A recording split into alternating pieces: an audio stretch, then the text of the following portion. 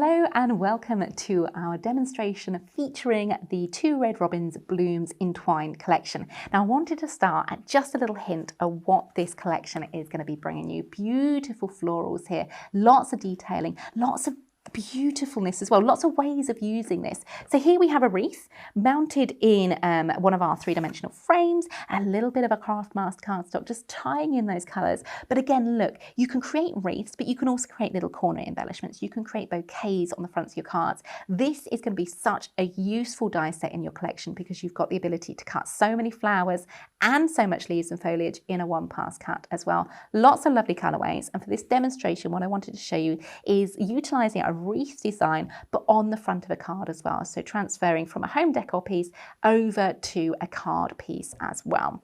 So in front of me I have got an 8x8 card blank. To the inside, I'm going to add some of our Craftmaster in this lovely sort of pink colour. Again, we're just sticking flat to flat for our insert, so we're going to go in with our finger lift tape. This little Craftmaster cardstock has been cut down just under a quarter of an inch to the 8x8 itself, so you get a little white edge all the way round, and we're just then using finger lift tape to stick that in place. If my finger lift tape would like to play ball today, just burnish that down a little bit more. Sometimes you find with finger lift tape you want to just burnish that down so you get a nice strong adhesion between the tape and the card, allowing you to remove that carrier sheet. To the front, what I've done is I've cut using one of the Two Red Robins Ultra Fine Fundamentals, just an aperture, just a simple circle to the front. This card is going to be all about the florals, so something like this with a little backdrop just gives us a place to go. For our matte layer, we're using the same colour as the inside, but look how fine that circle is of the Ultra Fine Fundamentals. So just repeating the matte layer we have on the edge, showing the white, we're having a little white circle to the front of the card as well. Now I've just put a little drawn arrow on this so I know which way to line it up when it comes to demonstrations, because like with most things, the circle itself, while it looks central, isn't quite central on the cardstock itself. So just giving you a little indication of where we then line things up.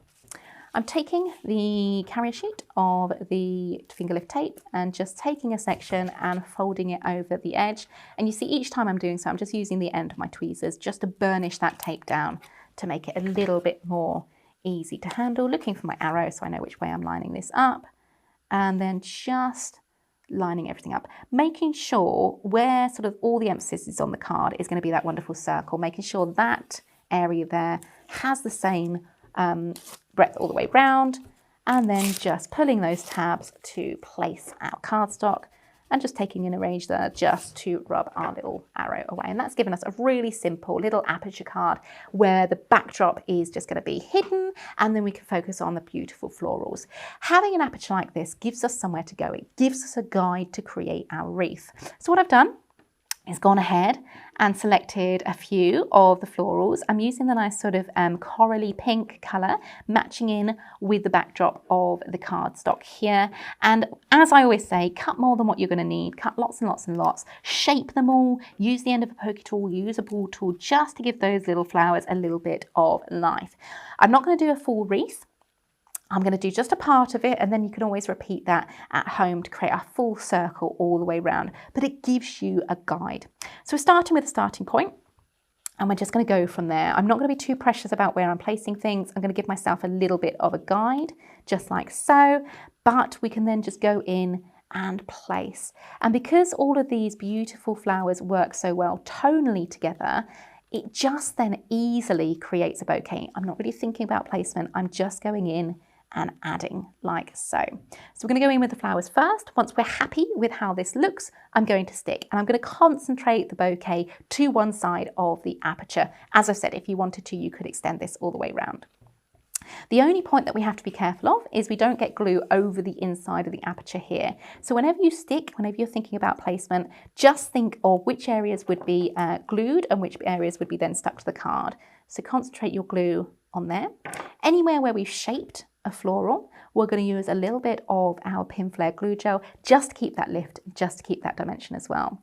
Where I'm using die cuts that have a little stalk to them, you could go in with a different type of glue, but again, for me, I'm not going to worry too much about what we're using and how much of it. You see, I use a very, very fine amount of glue, and it just gives me the ability to be a little bit more fluid in my choice of where things go. Using that base die cut as our jumping off point, coming in, a little bit of glue wherever we've given it a little bit of height and lift, and then just adding in like so. And it's absolutely fine to leave little open areas where that pink of the Craftmaster cardstock is coming through. It just gives you so much more craftability and open space. It really makes the flowers sing where you've got little open spaces there. Lifting and tucking each layer, but also allowing some of those heads of the flowers to come over the side of the aperture, breaking up the line of the circles there. That one lifting up a little bit would look nice, just like so. Being sure to like tuck in the stalks and things like that. I might put that one in, I might not. That might come down here. We might leave that for a moment. Again, it's quite a nice fluid way of working, just adding in detailing. So here what we've done first is added the blooms. Now if you're looking at this, it's quite a lot of pink on pink. You've got this lovely salmon colour in the background, similar to the colour on top of the florals. So to make those florals pop, let's add in a few bits of foliage to really make them sing. So this one, we're going to go in with just a few tuck-ins of leaves, but we're not necessarily going to use them as the full leaf. Remember, once you've cut them, you can absolutely go in with your scissors to create little offcuts, little areas of snippability there as well. Here, nothing ever gets wasted. We can use these in the design itself. So perhaps we want to come in just under these little flowers. Remember, shaping each one, each leaf as we go, and just looking to where we need a little bit of glue.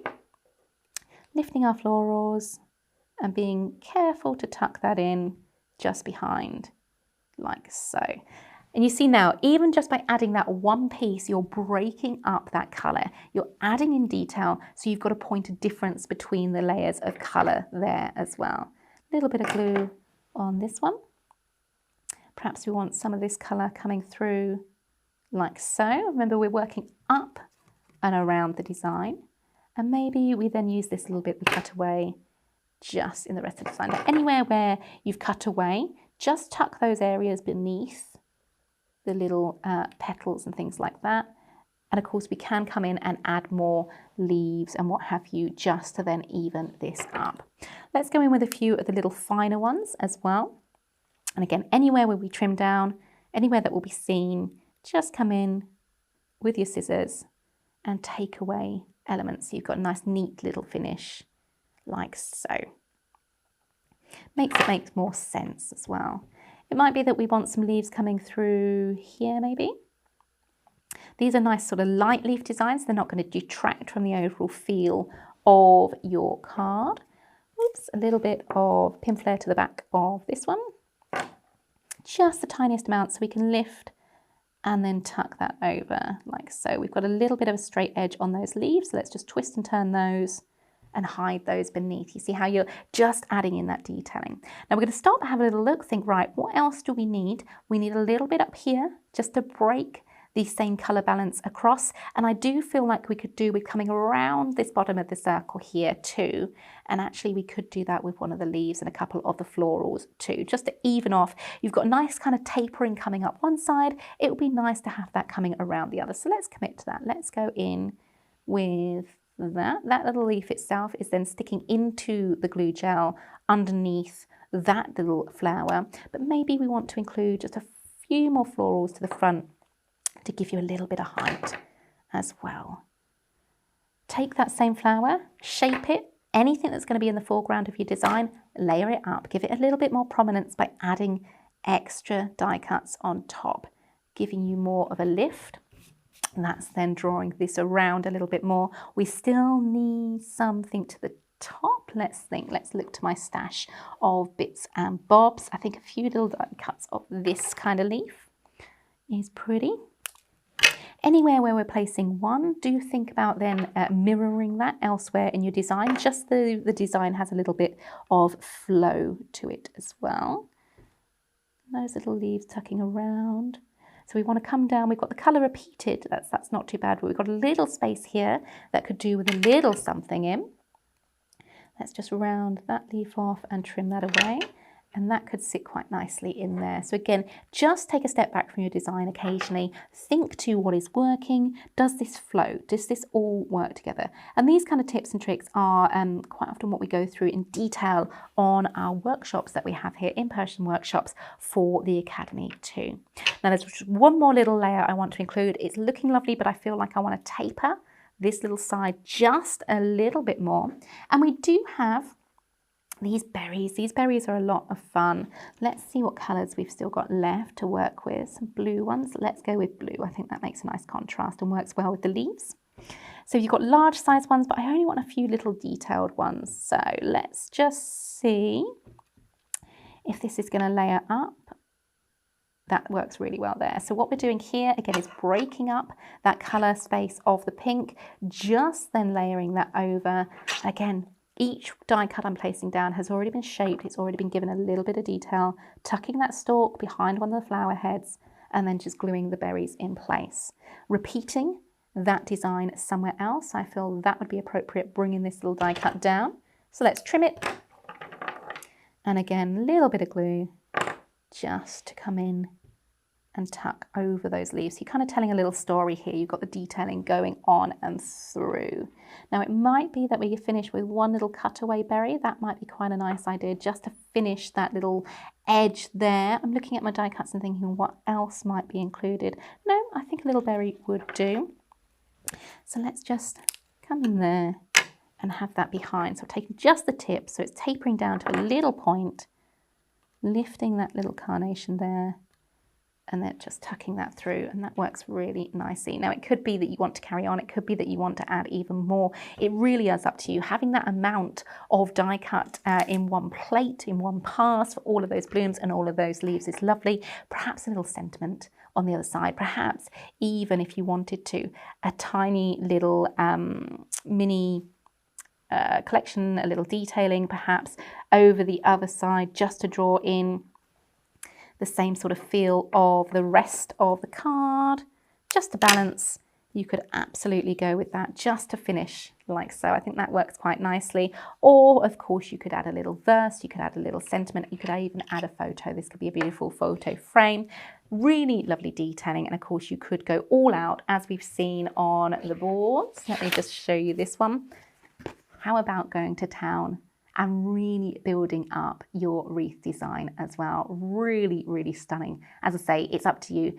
Cut as little, make as little as you like, but you've got also the option to cut as much and go to town on those wreath designs as well. That gives you a little overview of the Blooms Entwined collection. If you want yours, hey, you can just check out the link below. The product will be linked below for you. And of course, you can have a look at our website as well, highlightcrafts.com. And if you have enjoyed today's demonstration, be sure to check out the rest of the videos we have on our YouTube channel. Do subscribe and do hit that notify button too, so you can be informed of each new video that arrives on our channel. Until next time, guys, stay safe and we shall see you very soon. If you want to see more from Highlight Crafts, make sure you click the like button. Subscribe by clicking the subscribe button below, and click the bell icon to receive notifications of all of our future content. You can also click here to see our latest video, or click here to see more videos like this one.